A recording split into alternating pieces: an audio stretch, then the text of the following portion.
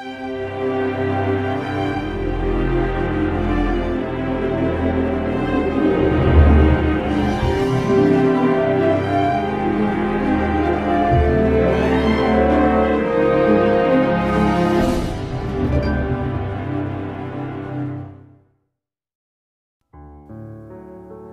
Samuel 17.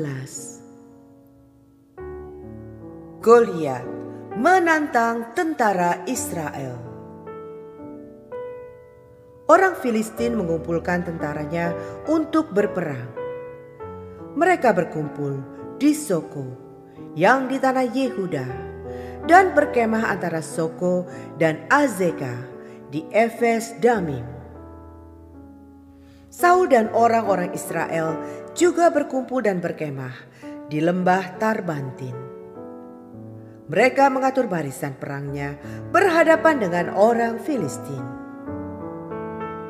Orang Filistin berdiri di bukit sebelah sini dan orang Israel berdiri di bukit sebelah sana.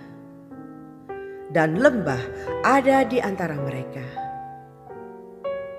Lalu tampillah keluar seorang pendekar dari tentara orang Filistin.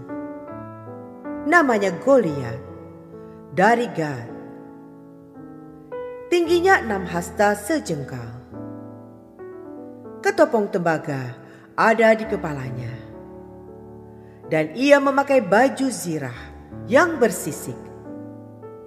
Berat baju zirah ini 5.000 shikal tembaga. Dia memakai penutup kaki dari tembaga, dan di bahunya ia memanggul lembing tembaga. Gagang tombaknya seperti pesa tukang tenun, dan mata tombaknya itu 600 shikal besi beratnya. Dan seorang pembawa perisai berjalan di depannya. Ia berdiri dan berseru kepada barisan Israel. Katanya kepada mereka, "Mengapa kamu keluar untuk mengatur barisan perangmu?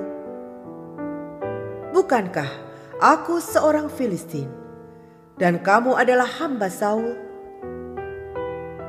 Pilihlah bagimu seorang dan biarlah ia turun mendapatkan daku. Jika ia dapat berperang melawan aku dan mengalahkan aku, maka kami akan menjadi hambamu.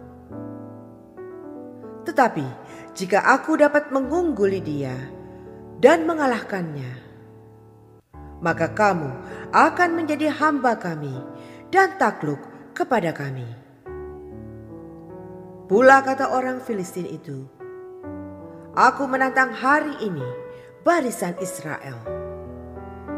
Berikanlah kepadaku seorang, supaya kami berperang seorang lawan seorang."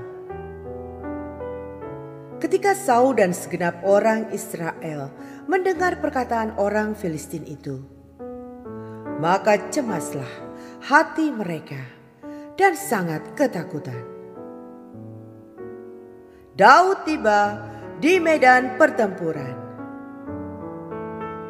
Daud adalah anak seorang dari Efrata dari Betlehem, Yehuda, yang bernama Isai.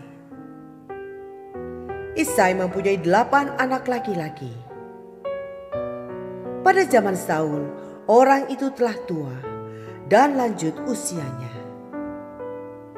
Ketiga anak Isai yang besar-besar telah pergi berperang mengikuti Saul.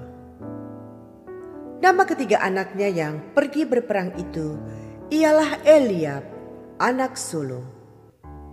Anak yang kedua ialah Abinadab. Dan anak yang ketiga adalah Syama. Daudlah yang bungsu. Jadi ketiga anak yang besar-besar itu pergi mengikuti Saul. Tetapi Daud selalu pulang daripada Saul untuk mengembalakan domba ayahnya di Betlehem. Orang Filistin itu maju mendekat pada pagi hari dan pada petang hari. Demikianlah ia tampil ke depan 40 hari lamanya. Isai berkata kepada Daud, anaknya, ambillah untuk kakak-kakakmu bertih gandum ini, seeva, dan roti yang 10 ini. Bawalah cepat-cepat ke perkemahan kepada kakak-kakakmu. Dan baiklah sampaikan keju yang 10 ini kepada kepala pasukan 1000. Tengoklah apakah kakak-kakakmu selamat, dan bawalah pulang suatu tanda dari mereka. Saul dan mereka itu dan semua orang Israel ada di lembah Tarbantin, tengah berperang melawan orang Filistin. Lalu Daud bangun pagi-pagi, ditinggalkannya lah kambing dombanya pada seorang penjaga. Lalu mengangkat muatan dan pergi, seperti yang diperintahkan Isai kepadanya. Sampailah ia ke perkemahan, ketika tentara keluar untuk mengatur barisannya dan mengangkat sorak perang. Orang Israel dan orang Filistin itu mengatur barisannya. Barisan berhadapan dengan barisan. Lalu Daud menurunkan barang-barangnya dan meninggalkannya di tangan penjaga barang-barang tentara. Berlari-larilah Daud ke tempat barisan. Sesampai di sana, bertanyalah ia kepada kakak-kakaknya, apakah mereka selamat. Sedang ia berbicara dengan mereka, tampillah maju pendekar itu. Namanya Goliat, orang Filistin dari Gad, dari barisan orang Filistin. Ia mengucapkan kata-kata yang tadi juga, dan Daud mendengarnya. Ketika semua orang Israel melihat orang itu, larilah mereka daripadanya dengan sangat ketakutan. Berkatalah orang-orang Israel itu, "Sudahkah kamu lihat orang yang maju itu? Sesungguhnya ia maju untuk mencemoohkan orang Israel. Orang yang mengalahkan dia akan dianugerahi raja, kekayaan yang besar. Raja akan memberikan anaknya yang perempuan kepadanya, dan kaum keluarganya akan dibebaskannya dari pajak di Israel." Lalu berkatalah Daud kepada orang-orang yang berdiri di dekatnya,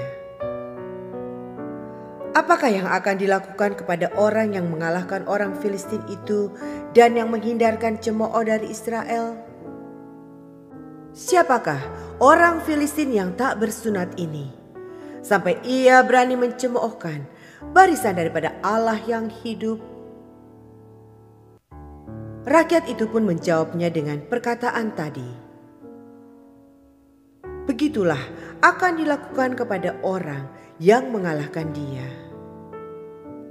Ketika Eliab, kakaknya yang tertua, mendengar perkataan Daud kepada orang-orang itu, bangkitlah amarah Eliab kepada Daud sambil berkata, "Mengapa engkau datang? Dan pada siapakah kau tinggalkan kambing domba yang 2-3 ekor itu di padang gurun? Aku kenal sifat pemberanimu dan kejahatan hatimu.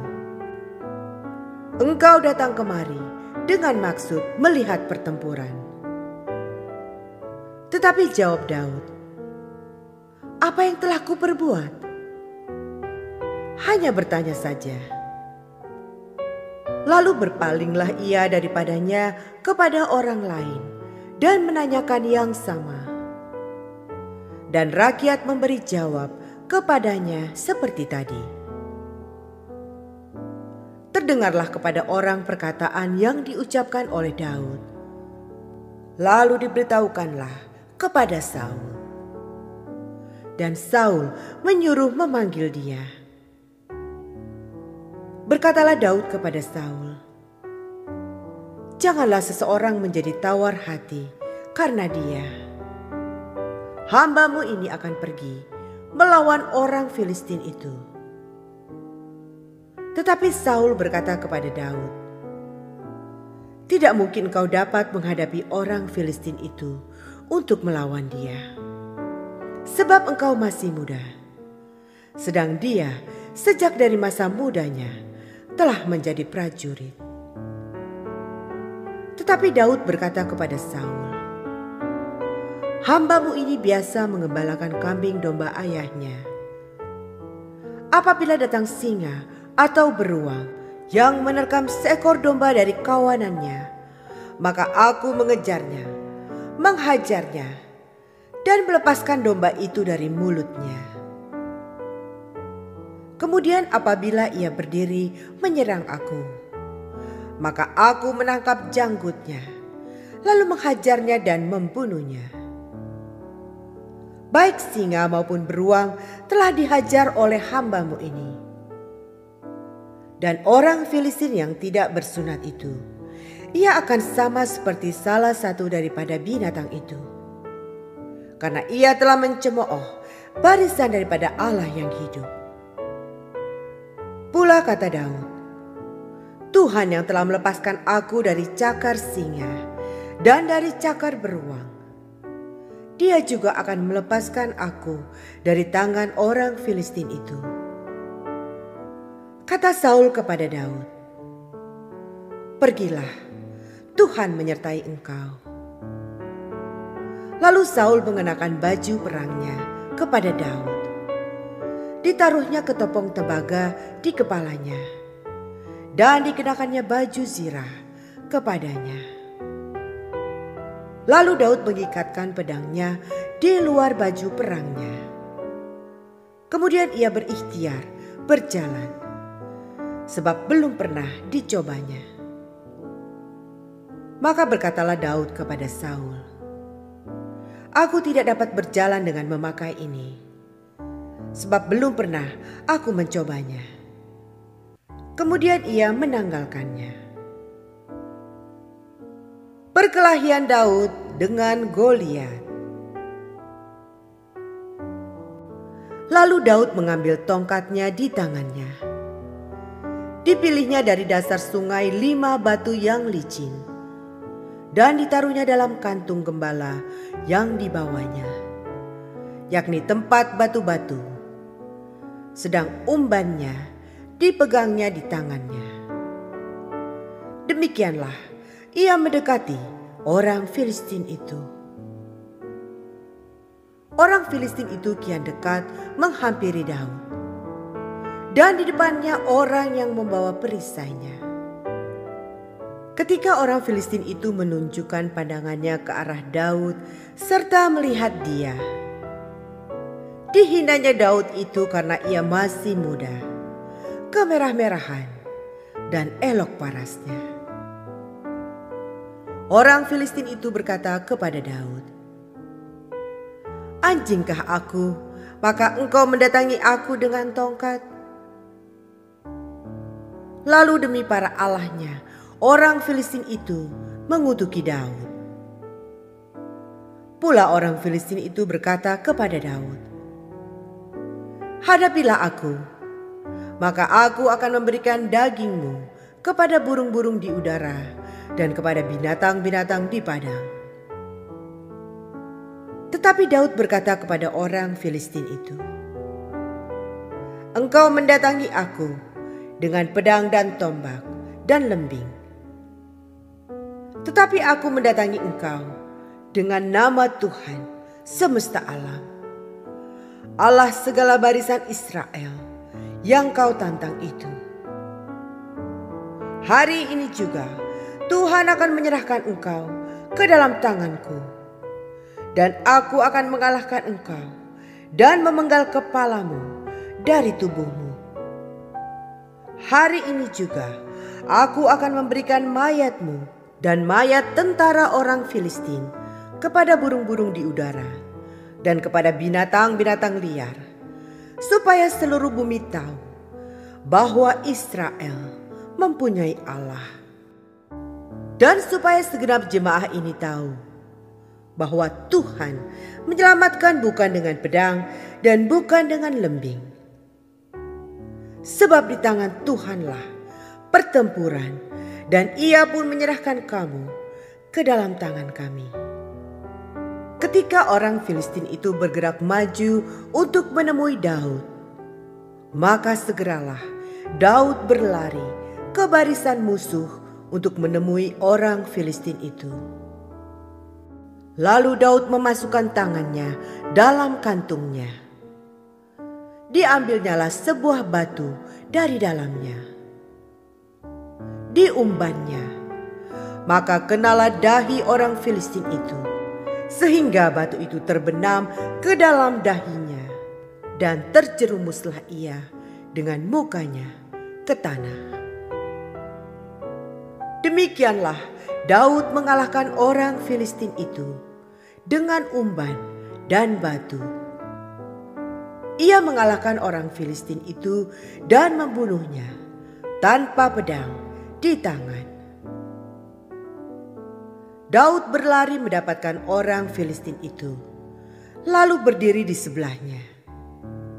Diambilnyalah pedangnya, dihunusnya dari sarungnya, lalu menghabisi dia. Dipancungnyalah kepalanya dengan pedang itu. Ketika orang-orang Filistin melihat bahwa pahlawan mereka telah mati, maka larilah mereka. Maka bangkitlah orang-orang Israel dan Yehuda. Mereka bersorak-sorak lalu mengejar orang-orang Filistin sampai dekat Gad dan sampai pintu gerbang Ekron. Dan orang-orang yang terbunuh dari orang Filistin bergelimangan di jalan ke Saaraim, sampai Gad dan sampai Ekron. Kemudian pulanglah orang Israel dari pemburuan hebat atas orang Filistin, lalu menjarah perkemahan mereka. Dan Daud mengambil kepala orang Filistin yang dipancungnya itu dan membawanya ke Yerusalem. Tetapi senjata-senjata orang itu ditaruhnya dalam kemahnya. Ketika Saul melihat Daud pergi menemui orang Filistin itu, berkatalah ia kepada Abner, panglima tentaranya, "Anak siapakah orang muda itu, Abner?" Jawab Abner, "Demi tuanku hidup, ya Raja, sesungguhnya aku tidak tahu." Kemudian Raja berkata, "Tanyakanlah, anak siapakah orang muda itu?" Ketika Daud kembali sesudah mengalahkan orang Filistin itu, maka Abner memanggilnya dan membawanya menghadap Saul, sedang kepala orang Filistin itu masih ada di tangannya.